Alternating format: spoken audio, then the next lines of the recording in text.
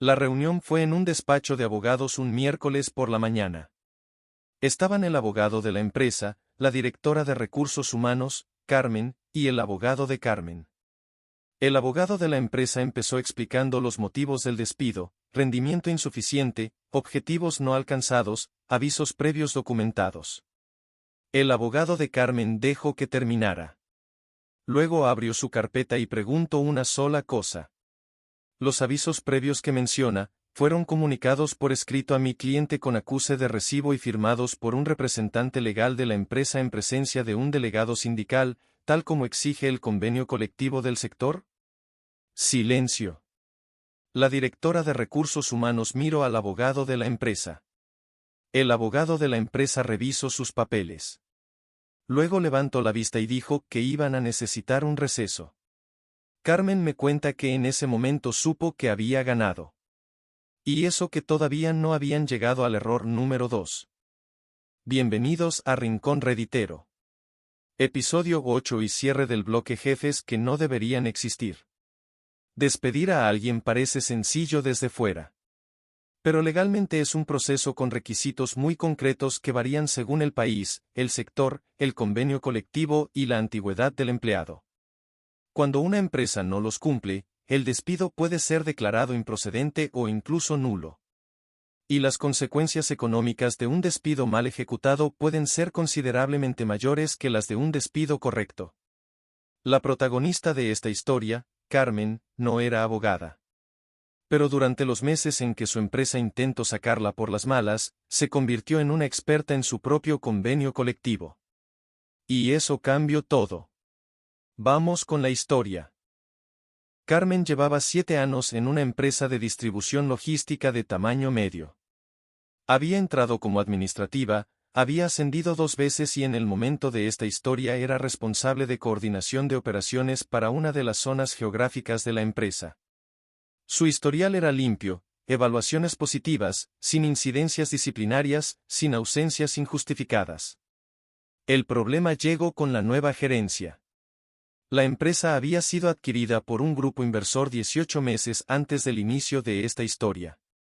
La nueva dirección trajo sus propios mandos intermedios y empezó a reestructurar equipos. En ese proceso, Carmen quedó bajo las órdenes de un nuevo responsable que llegó con sus propios criterios, su propia forma de trabajar y, según Carmen, una preferencia clara por el perfil de persona que ella no era. Durante los primeros 6 meses con el nuevo responsable, Carmen describió una dinámica de trabajo cada vez más tensa. Objetivos que se cambiaban sin previo aviso. Reuniones a las que no la convocaban y en las que se tomaban decisiones que afectaban a su área. Feedback negativo verbal sin soporte escrito. La sensación creciente de que alguien había decidido que sobraba y estaba construyendo el expediente para demostrarlo. El día que me di cuenta de lo que estaba pasando no fue un momento dramático. Fue una tarde que me quedé revisando mis emails de los últimos 3 meses y vi el patrón con total claridad. Estaban construyendo un caso contra mí. Así que decidí construir el mío. Esa misma semana, Carmen compró una libreta. Y empezó a anotar todo. Durante los 4 meses siguientes, la empresa cometió una serie de errores que Carmen documentó con una meticulosidad que su abogado describió después como extraordinaria. Error 1. Los avisos de rendimiento insuficiente. La empresa le comunicó verbalmente en 2 ocasiones que su rendimiento estaba por debajo de lo esperado. Pero no lo puso por escrito, no lo comunicó con la presencia de un representante sindical como exigía el convenio colectivo del sector, y no le dio a Carmen la oportunidad formal de responder a esas evaluaciones negativas. Carmen anotó fecha, hora y contenido de cada conversación en su libreta. Error 2. La modificación de objetivos. La empresa le asignó nuevos objetivos trimestrales de forma unilateral, sin negociación y sin recogerlos por escrito en una adenda a su contrato. Cuando esos objetivos no se alcanzaron, los usaron como argumento de rendimiento insuficiente. Carmen tenía los emails originales donde se le comunicaban los objetivos anteriores, que sí había cumplido, y ninguna comunicación escrita de los nuevos. Error 3. La exclusión de reuniones. Carmen documentó con capturas de las convocatorias de calendario que había sido excluida sistemáticamente de reuniones operativas de su área durante 3 meses. En varios casos, esas reuniones habían generado decisiones que luego se le presentaron como hechos consumados que ella supuestamente no había sabido gestionar. Error 4. El registro de asistencia. En 2 ocasiones, el sistema de control horario de la empresa había registrado ausencias de Carmen que no habían ocurrido. Carmen tenía los tickets de transporte del día, recibos de cafetería y mensajes enviados desde la red Wi-Fi de la oficina que demostraban que estaba presente. No estaba siendo paranoica. Estaba siendo metódica. Cada cosa que anotaba en la libreta era un hecho con fecha, hora y, donde era posible, evidencia adjunta. No lo hacía pensando en un juicio. Lo hacía porque necesitaba saber yo misma que lo que estaba viviendo era real. 4 meses después de empezar la libreta, llegó la carta de despido. La carta de despido llegó un lunes por la mañana. Motivo alegado: bajo rendimiento sostenido y incumplimiento de objetivos. Carmen la leyó 2 veces. Luego la fotografió, la escaneó y guardó copias en 3 sitios distintos. Y llamó a un abogado laboralista. La primera consulta con el abogado duró 2 horas. Al terminar, el abogado había identificado 5 errores procesales en el despido. 5. Primero, la carta de despido no especificaba con precisión suficiente los hechos concretos que motivaban el despido, tal como exige la legislación laboral. Usaba términos genéricos como rendimiento insuficiente sin detallar fechas, métricas ni incidencias concretas. Segundo, el plazo de preaviso no había sido respetado. La carta indicaba un plazo inferior al que correspondía según la antigüedad de Carmen en la empresa. Tercero, la empresa había omitido la comunicación al delegado sindical con la antelación requerida antes de proceder al despido. Cuarto, 2 de los 3 avisos de rendimiento que se mencionaban en la carta como antecedentes del despido no constaban por escrito en el expediente de Carmen, lo que los hacía indefendibles ante un juez. Quinto, la fecha efectiva del despido caía en un periodo en el que Carmen había solicitado formalmente una revisión de sus condiciones laborales por escrito 3 semanas antes, solicitud que la empresa había ignorado sin respuesta. Ese silencio administrativo tenía implicaciones legales propias. El abogado me miró al final y me dijo: Carmen, esto no es un despido. Es un regalo. No entendía a qué se refería.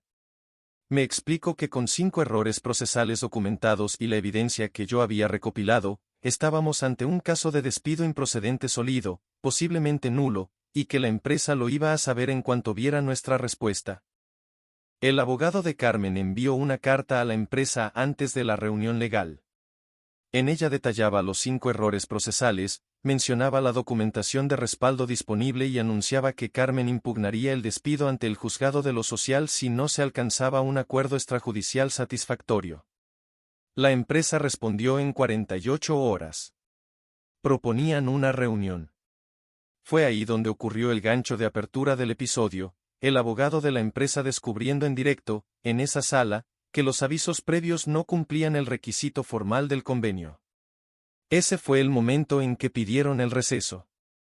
Tras ese receso, la actitud de la empresa cambió por completo. El abogado de Carmen describe lo que siguió como una negociación en la que la empresa entendía perfectamente que no tenía posición. La primera oferta de la empresa fue la indemnización mínima legal para un despido improcedente según la antigüedad de Carmen, unos 12.000 euros. El abogado de Carmen la rechazó. Presentó el cálculo de lo que correspondería si el juez declaraba el despido nulo en lugar de improcedente, lo que obligaría a la empresa a readmitir a Carmen con todos los salarios de tramitación desde la fecha del despido. La cifra potencial superaba los 40.000 euros. Hubo 3 reuniones más a lo largo de 2 semanas. El acuerdo final fue de 27.000 euros de indemnización, más el abono de los salarios correspondientes al periodo de preaviso no respetado, más las costas legales de Carmen a cargo de la empresa. Cuando me hicieron la transferencia, estuve un buen rato mirando el extracto bancario. No era la cantidad más importante del mundo. Pero era exactamente lo que me correspondía. Ni un euro más ni un euro menos de lo que la ley decía que era justo. Y eso, después de todo lo que había vivido, tenía un valor que iba más allá del dinero. Carmen no volvió a la empresa. Tampoco lo habría querido. 3 meses después de cerrar el acuerdo encontró un nuevo puesto con mejores condiciones y un equipo que, según sus propias palabras, le recordó lo que es trabajar en un sitio donde te tratan como una persona adulta. La nueva gerencia de su antigua empresa tuvo otros 2 casos laborales similares en los 18 meses siguientes. Según las reseñas de Glassdoor, la rotación en ese periodo fue la más alta de la historia de la compañía. Hasta aquí el episodio de hoy. Y el cierre del bloque jefes que no deberían existir. Lo que hace especial la historia de Carmen no es que ganara. Es que ganó porque había hecho los deberes. La libreta. Los emails guardados.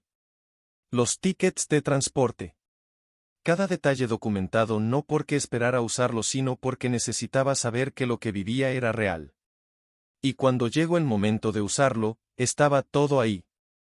Una lección práctica para cerrar el bloque: conoced vuestros derechos laborales básicos.